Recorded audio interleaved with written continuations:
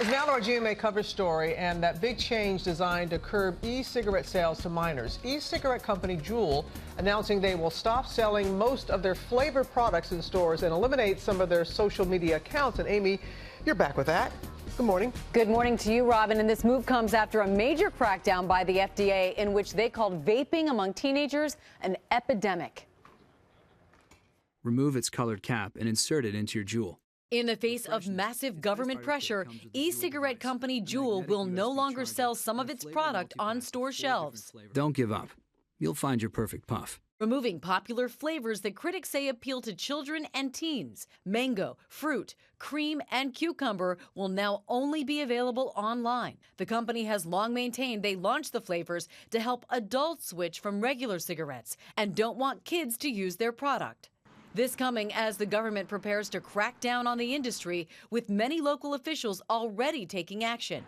GMA Investigates was right there as New York City's Department of Consumer Affairs recently sent an underage teen to local stores who tried to buy e-cigarette products. While some stores followed the law, others didn't. An inspector who we can't identify handed out multiple violations. The store is getting a violation for selling to a person under 21, all right? This is nicotine, it's a tobacco product, you can't sell it, okay?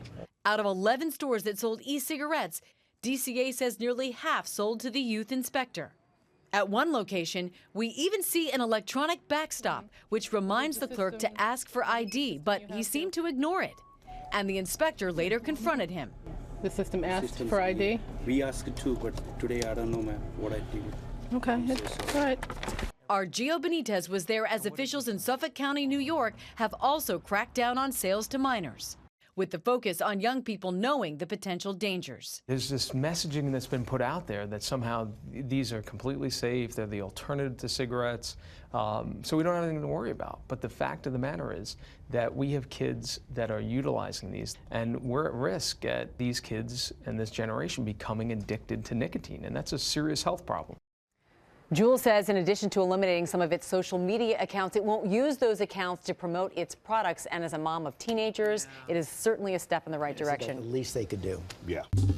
Well, hey there, GMA fans. Robin Roberts here. Thanks for checking out our YouTube channel. Lots of great stuff here. So go on, click the subscribe button right over here to get more of awesome videos and content from GMA every day, anytime. We thank you for watching, and we'll see you in the morning on GMA.